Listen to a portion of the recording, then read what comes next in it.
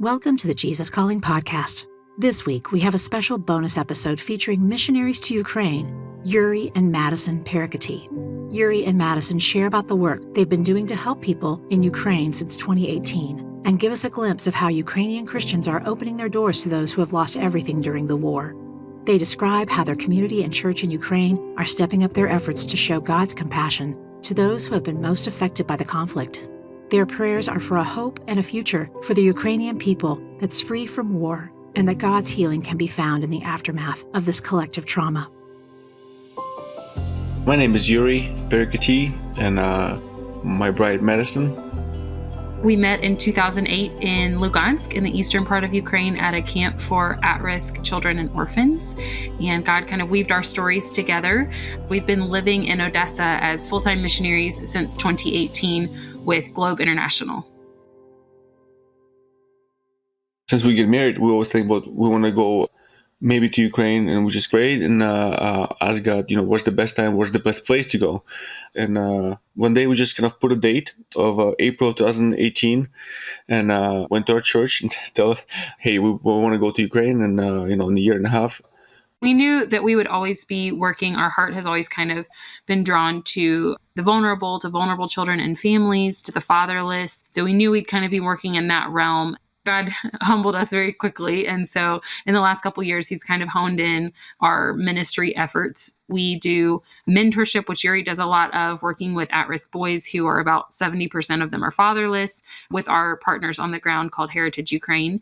Then we work with the deaf community, which is an unreached people group. And in Ukraine, there's less than 100 deaf believers in our region out of about 3,000 deaf Ukrainians. And then we also do training and education about trauma and attachment for families, for volunteers, so that they can work better with kids who come from hard places. The community that we have in Ukraine is definitely an eclectic one. We have a community with the volunteers that we work with Heritage Ukraine, which is a Ukrainian organization. We love those volunteers, and they all have a heart for the vulnerable as well, for people with special needs and families. The church in Ukraine is different than the church in America because of the history of persecution during Soviet times. And so relatively, the church is young, 30 years free. There's many churches where there will have 2 or 3 different people preaching on a Sunday. And I became frustrated because I thought, this is so unnecessary or long or something like that. Well, the reason they did that is because in the 60s, 70s, 80s, they had multiple pastors in case one of them was kidnapped or killed. So when you have that perspective of what that persecution actually looked like and compared to what freedoms the church has had in the past 3 decades in Ukraine, it gives you a lot of compassion.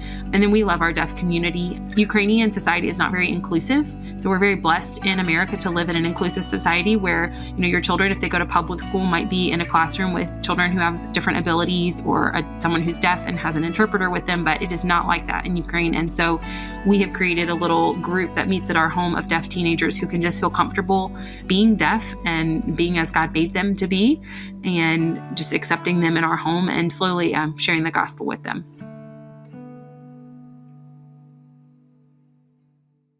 We planned our trip back to US for last 2 years. So we came to US in end of the December, right before Christmas. And, talk about war was nonstop. I was one of those people who is in a strong denial. I thought about no way it's going to be, full-on military activity all over the Ukraine. Maybe a little bit in the east or, my home when I'm growing up. But we've been kind of shocked.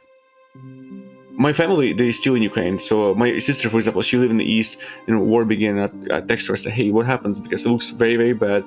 Sadly, I think Ukrainians get used to, especially people who live in the closer eastern parts. Her family takes 7 trains trying to make the western border. So, Yuriy's family, we know that they're relatively safe, but it feels like every morning we could wake up and some area that was considered safe is no longer safe. So just trusting the Lord with that. And, lots of our friends have left Odessa, and that's happening all over Ukraine. So we're obviously concerned about the immediate emergent needs, but there are going to be really significant long-term ramifications for all of the refugees, for people leaving for other countries, women and children. So trafficking is a really big concern. So our people are spread all over the place right now, and we've definitely spent the first couple of weeks trying to keep track of everybody and help where we could. everybody literally opened their doors of church, opened doors of their apartments, and say, "Hey, come here and stay with us for a little bit." So I've been proud for Ukrainian church. They've not been totally closed up. They truly opened the doors, and I think that right now it's actually a great opportunity to make friends with the people who probably you never met, and plant the seeds of gospel in their hearts.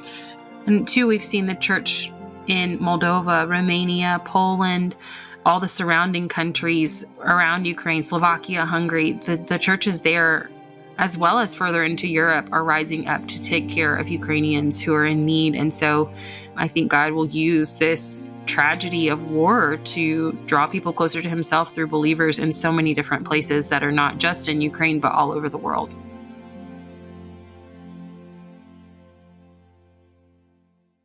Making that transition, I think because we had always had that in our hearts, it wasn't quite so big of a deal as perhaps if we had moved to a totally new country for both of us. But because obviously Yuri's Ukrainian, I had been there many times on mission trips. We were just more so excited. So the giving up everything and moving overseas was not the hard part. The hard part is the ins and outs of ministry, figuring out where God wants you to be, and then, raising kids overseas. We have the kids version of Jesus Calling and have been able to kind of read that with our kids, particularly over the last couple of weeks, just going back to those scriptures and really seeing, okay, what does God promise us here? We have been really identifying with the Psalms, identifying with David when he was, mourning things, when he was praising God, when he was trusting God, and also when he was calling for God to enact his justice. And so I've been doing just reading through the Bible, and even in those times where the Israelites were forgetting what God said, he continued to be faithful. The biggest problem we need will be praying for God give a hope to people.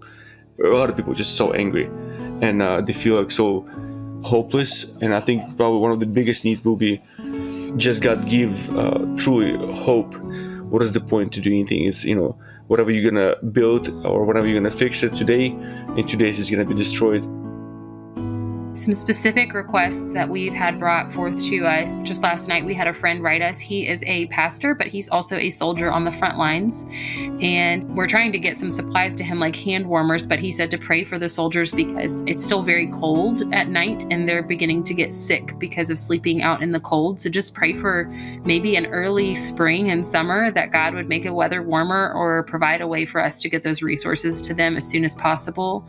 And just to continue to pray for those who are most vulnerable, those who might have autism or special needs, or a child with Down syndrome, or those in the deaf community, those with a physical challenge that makes it difficult for them to get out or evacuate, or those who can't leave at all because of those things, just to continue to pray God's mercy over the vulnerable.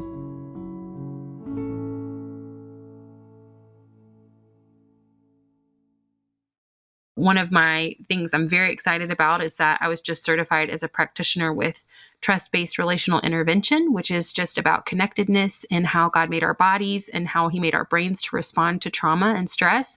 And so we'll be able to, with our partners, develop some different programs to help Ukrainians work through the trauma of war and to move forward in building healthy relationships and healthy connections wherever they might be. And so that's kind of the next step that we're looking towards is, even though this is not over, how can we help those who have gotten out process through what they're going through and what their family members who didn't get out may still be going through? There will be a tremendous amount of loss. The number of fatherless will increase dramatically because of this war. And Jesus promised that the poor would always be with us. And we know that he is the ultimate caretaker of the fatherless and the oppressed and the sojourner and the widow. We have started a war fund with our organization. So I can just give God the credit that he has helped us raise over $100,000 already. And we've been able to send out tens of thousands of dollars on the ground to people that may not get help from these larger relief organizations.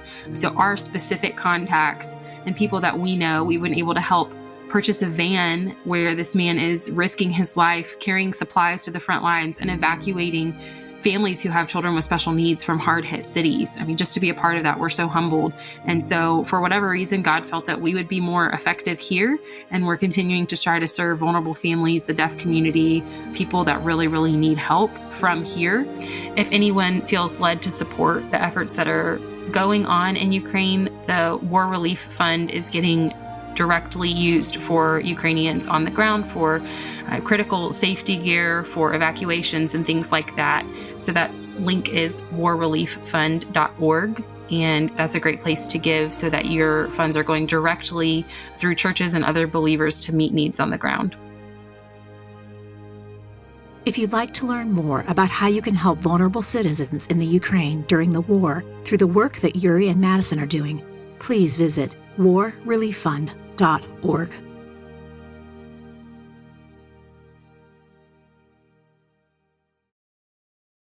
Want to hear more inspirational stories of people who have been changed by a closer walk with God? Then subscribe today to the Jesus Calling podcast on Apple Podcasts, Stitcher, or wherever you listen to your podcasts. And please be sure to leave a review, which helps us reach and inspire others with these stories. Plus, if you like seeing our guests as well as hearing them, you can find video interviews available on our YouTube channel at youtube.com/JesusCallingBook, on Facebook, and on the Jesus Calling Instagram page.